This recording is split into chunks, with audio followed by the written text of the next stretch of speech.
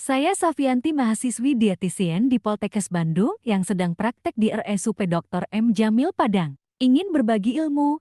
Yuk simak video berikut dengan judul Pesan Gizi untuk Penyakit Ginjal Kronik on HD.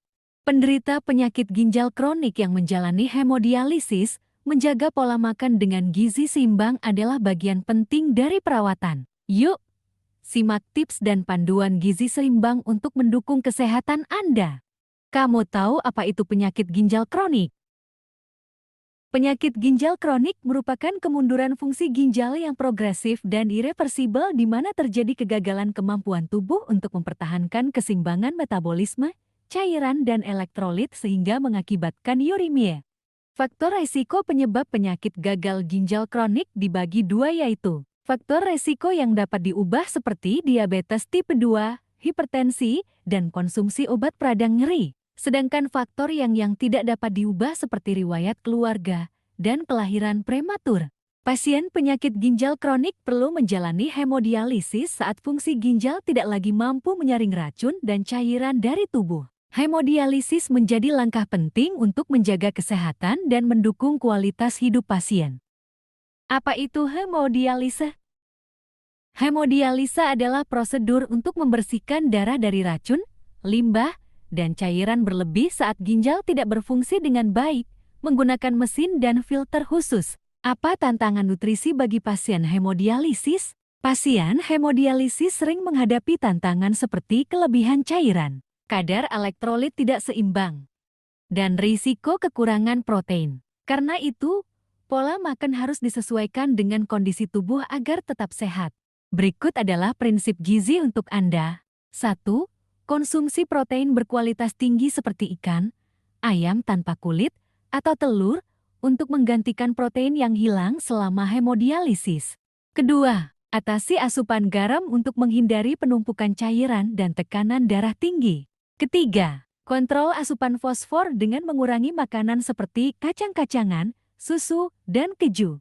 Keempat, hindari kelebihan kalium dengan membatasi buah tinggi kalium seperti pisang, alpukat, dan jeruk. Namun, Anda tetap dapat mengonsumsi buah dengan kadar kalium yang lebih rendah, seperti apel, anggur, atau buah beri. Kelima, pantau asupan cairan. Asupan cairan pasien dihitung dari volume urin 24 jam ditambah 500–750 ml air untuk mengganti cairan yang hilang melalui kulit dan pernapasan. Disarankan memilih menu makanan tidak berkuah untuk membantu membatasi asupan cairan sesuai kebutuhan.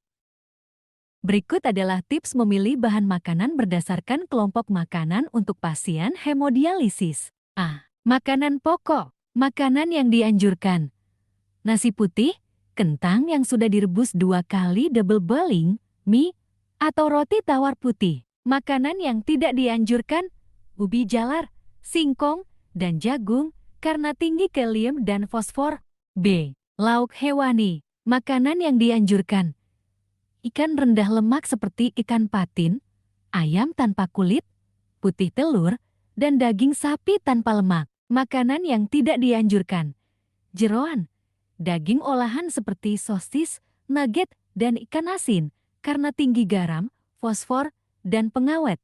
C. Lauk nabati. Makanan yang dianjurkan: tahu dan tempe dalam porsi kecil sebaiknya digoreng kering tanpa tambahan garam. Makanan yang tidak dianjurkan: produk kedelai olahan seperti susu kedelai dan kacang-kacangan utuh, karena tinggi kalium dan fosfor. D. Sayur. Makanan yang dianjurkan: sayuran rendah kalium seperti mentimun, selada, wortel rebus, atau labu siam yang sudah direndam dan dimasak. Makanan yang tidak dianjurkan: sayuran tinggi kalium seperti bayam, kangkung, dan singkong, brokoli, dan tomat, kecuali sudah melalui proses perendaman dan perebusan yang benar. E. Buah. Makanan yang dianjurkan: apel, pir, anggur, nanas, dan stroberi dalam porsi kecil. Makanan tidak dianjurkan: pisang, alpukat, jeruk, semangka, dan durian, karena kandungan kalium dan nar yang tinggi. Ayo kita lihat bagaimana tips mengurangi kalium dalam buah-buahan. Pertama, kupas buah dan sayuran sebelum diolah. Kedua, potong kecil-kecil, lalu rendam dalam air hangat selama 2-3 jam untuk membantu mengurangi kandungan kalium. Ketiga, ganti air rendaman sebelum merebus atau memasak buah dan sayuran tersebut. Keempat, pilih cara memasak seperti merebus atau mengukus yang dapat membantu menurunkan kadar kalium lebih baik dibandingkan memanggang. Setiap pasien memiliki kebutuhan gizi yang berbeda. Konsultasi dengan ahli gizi sangat penting untuk merancang pola makan yang sesuai, termasuk menghitung jumlah kalori dan nutrisi yang diperlukan setiap hari. Menjalani hemodialisis memang penuh tantangan, tetapi dengan pola makan gizi seimbang, Anda bisa tetap sehat dan menjalani hari dengan lebih baik. Jangan lupa, selalu konsultasikan pola makan Anda dengan ahli gizi. Terima kasih sudah menonton video ini. Jangan lupa like, komen, dan subscribe.